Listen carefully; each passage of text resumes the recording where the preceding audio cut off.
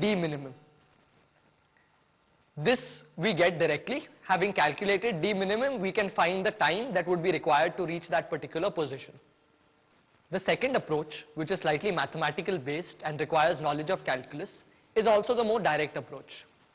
At any point of time t, the coordinate of the first particle will be x1 minus v1t along the x-axis.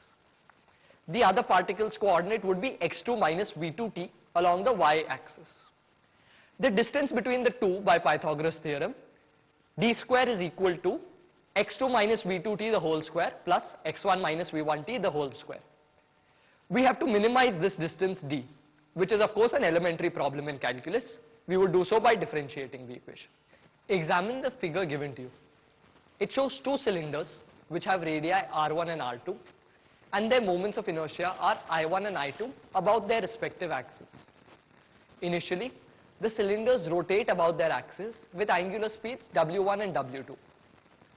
These cylinders are then moved closer to each other so that they touch, keeping their axes parallel.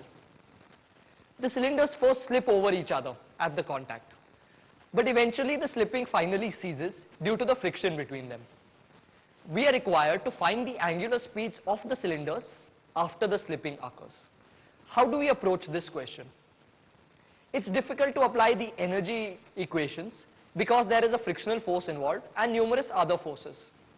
It's also difficult to write the force equations since frictional force is not known and solving them over the entire collision time might be difficult. An idea that comes to mind is to use angular momentum conservation.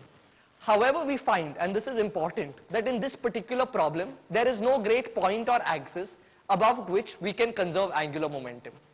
If we conserve angular momentum at the point of contact, then we have to take into account the hinge forces that keep the cylinders together and at their respective centers, which is complicated to do. So how do we finally approach this question? When the slipping ceases, the linear speeds of the points of contact of the two cylinders will be equal, since friction has equalized them. Suppose W1 dash and W2 dash be the respective angular speeds. We have W1 dash R1 is equal to W2 dash R2. That is, the velocities of the points of contact are equal. The changes in the angular speed is brought about by the frictional force, which acts as long as the slipping exists. Assume that this force F acts for a time t, that the torque on the first cylinder is Fr1 and the torque henceforth on the second cylinder is Fr2. Assume for the sake that W1R1 is greater than W2R2. Then the corresponding angular impulses are minus F1R1t and F2R2t. Therefore, we have the following equations. Minus F1R1t is equal to I1 into W1 dash minus W1. That is, the angular impulse is equal to I times the change in omega. And similarly for the second body, Fr2t is equal to I2 times W2 dash minus W2. These three equations are enough to solve our sum. From the latter two equations, we have minus I1 by R1 into W1 dash minus W1 is equal to I2 by R2 into W2 dash minus W2. From this equation and the original equation W1 dash R1 equal to W2 dash R2, we can solve them simultaneously, and finally we arrive at the answer as shown.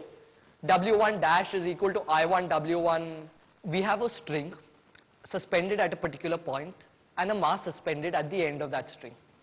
The mass is given an initial horizontal velocity v0. It proceeds to move in a circle until at some point the string becomes slack. The motion of this particle after the string becomes slack is such that it passes to the point of suspension. We are required to find out the initial velocity v0 that was given to it. How will we proceed in this particular situation? We assume that the angle at which the string becomes slack is theta with the vertical. Then, since at the point of the string becoming slack the tension should be 0, we have that the only force acting on the body, gravity, mg, and its component in the direction of the string, that is mg cos theta, be equal to mb square by L, since tension is 0. From this, we get v square is equal to gl cos theta. where v is the speed of that particle at the point P. Now, we use the conservation of energy equation. Initially, half mv0 square minus half mv square plus mgl 1 plus cos theta. Using the conservation of energy principle, we have half mv0 square is equal to half mv square plus mgl 1 plus cos theta. That is, the initial energy is equal to the new kinetic energy plus the potential energy gained. Alternately, v square is equal to v0 square minus 2gl into 1 plus cos theta.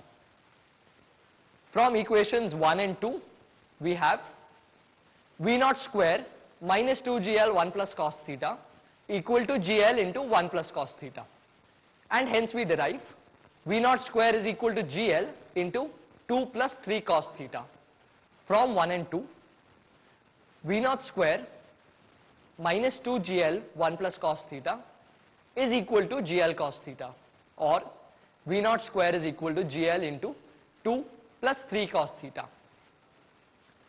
Now onwards, the particle is moving in a parabola under the motion of gravity.